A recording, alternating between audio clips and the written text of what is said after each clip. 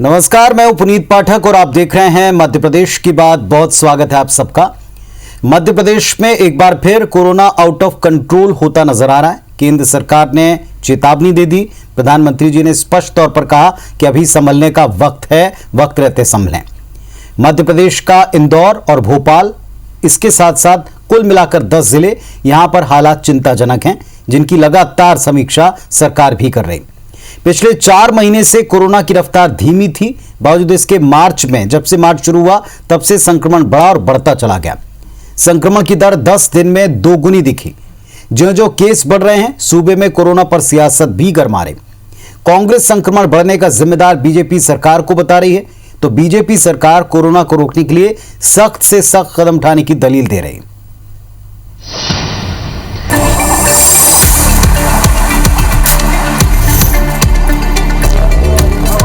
प्रदेश में कोरोना की दूसरी लहर के बीच पूर्व सीएम और पीसीसी चीफ कमलनाथ ने हमीदिया अस्पताल पहुंचकर कोरोना वैक्सीन की पहली डोज लगवाई। टीका लगाने के बाद कमलनाथ प्रदेश में कोरोना संक्रमण के बढ़ते मामलों को लेकर राज्य सरकार पर जमकर बरसे। कमलनाथ ने आरोप लगाया कि शिवराज सरकार कोरोना को रोकने के लिए नाइट कर्फ्यू लगाती है, लेकिन शराब की दुकानें रात 12 बजे तक खुलवाती है। खुद शिवराज सिंह चौहान बड़े बड़े राजनीतिक कार्यक्रम करवाते हैं, लेकिन सिर्फ दिखावे के लिए कोरोना पर चिंता जताते हैं। पूर्व मुख्यमंत्री दिग्विजय सिंह ने भी कोरोना के बढ़ते मामलों के लिए बीजेपी सरकार को घेरा। मध्य प्रदेश दूसरे नंबर पर है महाराष्ट्र के बाद कोविड में। ये बड़ी गंभीर समस्या मध्य प्रदेश में है। मेले चल रहे हैं, मुख्यमंत्री खुद 11 बजे तक प्रोग्राम कर रहे हैं, बाकी के लिए कर्फ्यू, खुद के लिए शराब की दुकान खुली है। भाजपा की सारी मीटिंग्स होती हैं, उसमें कोरोना नहीं फैलता। वो जानता कि वहाँ भाजपा की मीटिंग हो रही है, इसलिए कोरोना नहीं फैलेगा। ये सोच है इनका। इससे पहले बुधवार को प्रधानमंत्री नरेंद्र मोदी ने भी मध्य प्रदेश में कोरोना मरीजों के बढ़ते आंकड़ों पर चिंता जाहिर की है। सभी राज्यों के मुख्यमंत्रियों के साथ हुई वीडियो कॉन्फ्रेंसिंग में पीएम मोदी ने सीएम शिवराज को कोरोना की रोकथाम करने के लिए जोर देने की बात कही है। हालांकि मुख्यमंत्री शिवराज सिंह चौहान ने इंदौर और भोपाल में नाइट कर्फ्यू लगा दिया है। कोरोना से प्रभावित 8 शहरों पर खास निगरानी रखने के निर्देश भी दिए हैं, लेकिन कोरोना के मामले थमने के बजाय बढ़ते जा रहे हैं। मुख्यमंत्री शिवराज सिंह चौहान ने कहा है कि प्रदेशवासियों को कोरोना से डरने की नहीं, सावधान रहने की जरूरत है। लेकिन सावधान रहने की जरूरत है। हम कोरोना हर हालत में कंट्रोल करेंगे, लेकिन बिना प्रदेशवासियों के संभव नहीं है, और उसके लिए मुझे आपका सहयोग चाहिए। जिन 10 जिलों में 10 बजे दुकान बंद होना है, मतलब होना है। जहां जरूरत पड़ी आपके लिए सख्ती की जाएगी। जो एक वैक्सीन आने के बाद से लोगों के विश्वास ने लापरवाह कर दिया था, उन्हें वो लापरवाही स्वास्थ्य के प्रति तो कम से कम न रखें। मध्य प्रदेश सरकार हो या दिल्ली सरकार, हमारी अपनी जनता के प्रति सरकार की जवाबदेही है कि हम उनके स्वास्थ्य की चिंता करें। मध्य प्रदेश में कोरोना के आंकड़ों की बात करें तो पिछले 24 घंटे में 917 नए केस मिले हैं। इसमें सबसे ज्यादा इंदौर में 294 मरीज मिले, जबकि भोपाल में यह आंकड़ा 184 रहा। इससे पहले प्रदेश में 27 दिसंबर 2020 को 946 मरीज मिले थे। चिंता की बात यह है कि एक्टिव केसों की संख्या 6000 के पार हो गई है। ऐसे में जब सूबे में एक बार फिर महामारी अपनी पूरी रफ्तार से पैर पसार रही है, वहीं सियासी घमासान भी शुरू हो जाता है। सबसे बड़ा सवाल यह है कि कोरोना के खिलाफ इस जंग में साथ जरूरी है या सियासत। नवीन कुमार सिंह, IBC 24, भोपाल। तो महामारी की स्थिति में सबको साथ मिलकर काम करना है, काम होता भी है, लेकिन फिर भी सियासी आरोप और सियासी वार पलटवार भी दिखाई पड़ता है। इस परिस्थिति में क्या कोई आयोजन के ऊपर एक तरफा नजर अगर दौड़ाई जाए तो क्या जो आरोप लगे वो सच है या ये आरोप केवल सियासत के लिए लगाए गए? हमारे साथ दोनों पक्ष जुड़े हैं, उनसे सीधे पूछते हैं। डॉक्टर हितेश वाजपेयी जी हैं, भारतीय जनता पार्टी की तरफ से बोलेंगे, और अवनीश बुंदेला साहब हैं, कांग्रेस पार्टी का पक्ष रखेंगे। आप दोनों को नमस्कार, स्वागत है। उम्मीद करते हैं कि बेहद संवेदनशील लोगों की सेहत से जुड़ा मुद्दा है, खुलकर आप लोग स्पष्टता से अपनी बात रखेंगे तर्कों के साथ। डॉक्टर हितेश वाजपेयी, आपने अगर रिपोर्ट देखी हो तो इसमें कांग्रेस पार्टी विपक्ष की तरफ से सीधे आरोप हैं कि क्या भारतीय जनता पार्टी के बड़े बड़े आयोजनों में, मेलों में कोरोना नहीं फैलता? बाकियों के लिए आप हिदायतें देते हैं, उनके लिए आप बंदिशें लगाते हैं, लेकिन अपने आयोजन जारी है।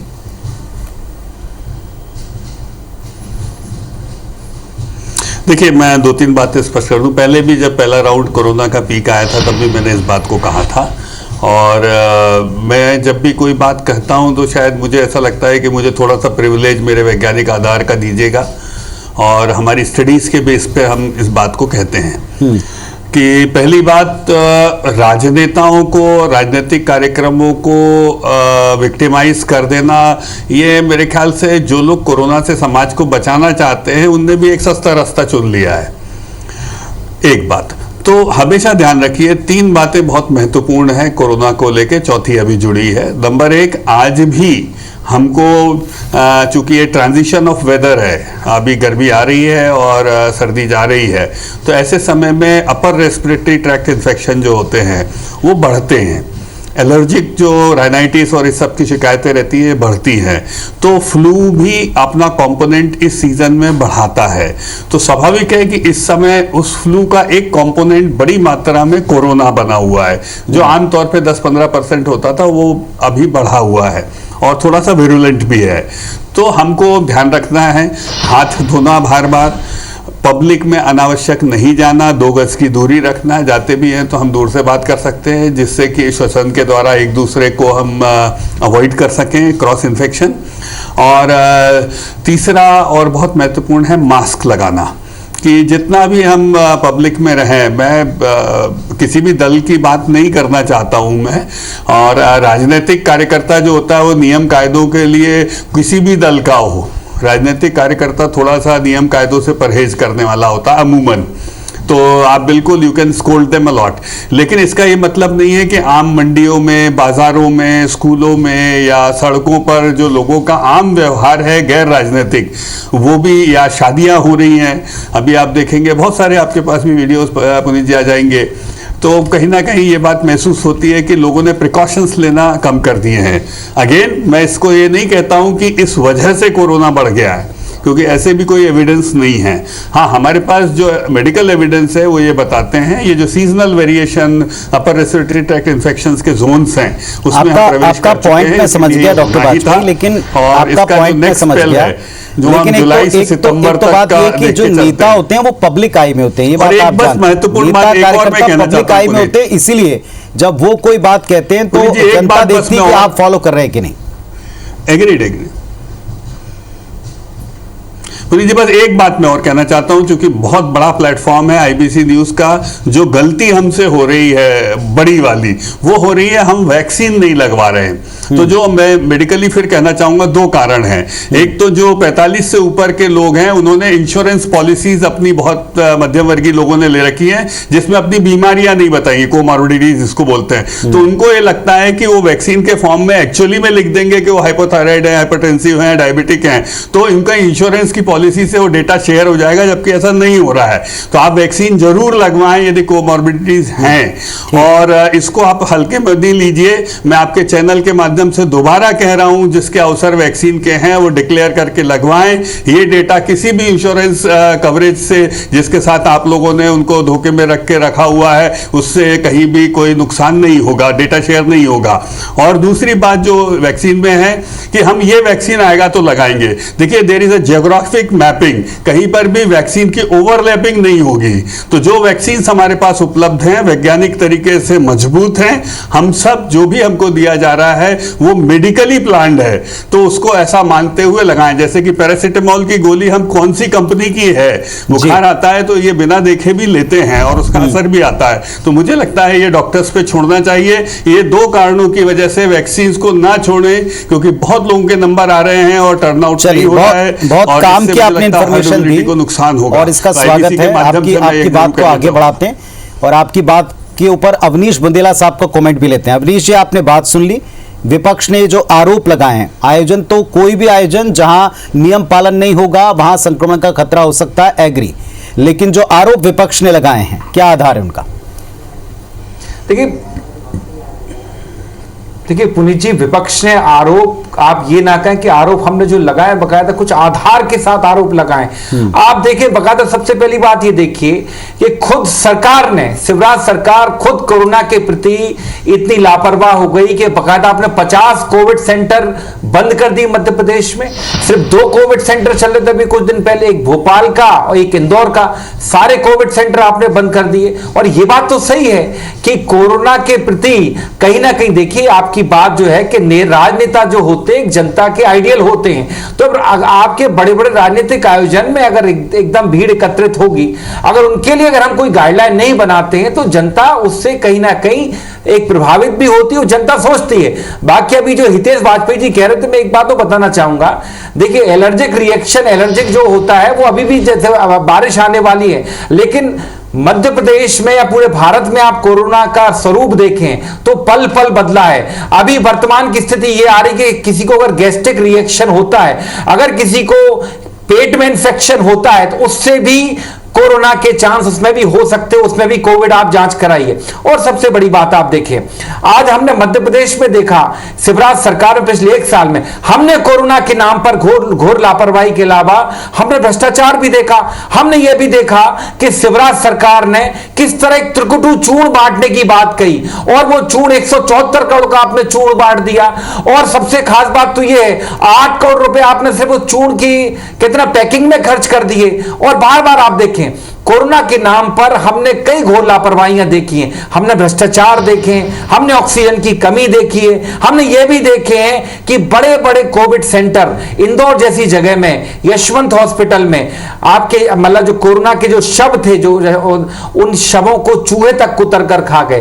तो ये सबसे बड़ी बात आप देखें, कोरोना के नाम पर जितना शिवराज सिंह चौहान जी की सरकार ने जितना इस प्रदेश में राजनीति की है, उसका जवाब तो देखिए शिवराज सरकार को देना होगा। अगर आज कांग्रेस पार्टी कहती है कि आपने बकायदा इसमें दोहरे मापदंड रखे, तो ये बिल्कुल भी गलत नहीं है, क्योंकि आज आप देखें मध्य प्रदेश में चाहे कोरोना की स्थिति हो, चाहे कानून व्यवस्था हो, सारी स्थितियां, आप कानून व्यवस्था भी जर्जर है आपको, ठीक है। आप देखें निरंतर हत्या हो रही, दिन दहाड़े हत्या हो रही है। ठीक है, मैं मुद्दे से डेविएट होना नहीं चाहता हूं। दिन पे दिन और भी ये डबल स्टैंडर्ड की बात जो पिछले साल वाली स्थिति में हम आ चुके हैं। जी देखिए पुनीत जी, राजनीतिक भाषणों से मैं इस कार्यक्रम को मुक्त रखना चाहता हूं। तो बुंदेला जी एक तरफा बोले मुझे कोई आपत्ति नहीं, पब्लिक कर लेगी, क्योंकि कोरोना राजनीतिक बीमारी नहीं है। और इसीलिए मेरा दर्शकों से अनुरोध है, केवल मेडिकल ने तो शिवराज जी ने इसको राजनीतिक बीमारी बनाया है। सर मैं आपने बनाया सर इसको राजनीतिक, आप इनसे बुलवा लीजिए। आप याद करें, उपचुनाव के समय आपने पल पल कई बार कांग्रेस पार्टी के कई नेताओं कार्यकर्ताओं अपने थोक बंद आपने एफआईआर कटवाई हैं। लेकिन देखिए कोरोना अवनीश जी जो आपने आरोप लगाए उनका उत्तर लेने दें, फिर आप नई बातें अपनी कहें, तथ्य आप कहें। प्रदेश में किए जी वाजपेयी जी। जी धन्यवाद। तो चूंकि ये कोरोना के ना विशेषज्ञ हैं और ना ही मेडिकल का कोई बैकग्राउंड है, तो मैं उस पर कोई टिप्पणी नहीं करना चाहता हूँ। राजनीतिक टिप्पणियां उनका अधिकार है। यदि ये राजनीतिक बीमारी होती तो ये कांग्रेसियों को नहीं होती, क्योंकि बहुत ज्ञानी है कांग्रेसी, तो किसी कांग्रेसी को कोरोना नहीं होता। सर मैं इनका जवाब मेडिकल टर्मिनोलॉजी में देना चाहूंगा, इनको जानकारी नहीं है। चलिए, मैंने फार्मास्यूटिकल जॉब किया 9 साल, मैं बताना चाहूंगा भाई, ठीक है। मैं जितना भी बोल रहा हूँ मेरा एमसीआई रजिस्ट्रेशन है, सारे डिग्रियां हैं, और उसके लेकिन वर्तमान में आप एक राजनेता हैं हितेश जी, आप डॉक्टर, ठीक है, आप बोलते रहिए ना, आपको आदत है बीच बीच में बोलने की, आप पूरा बोल लो, आप ही समझा लो कोरोना।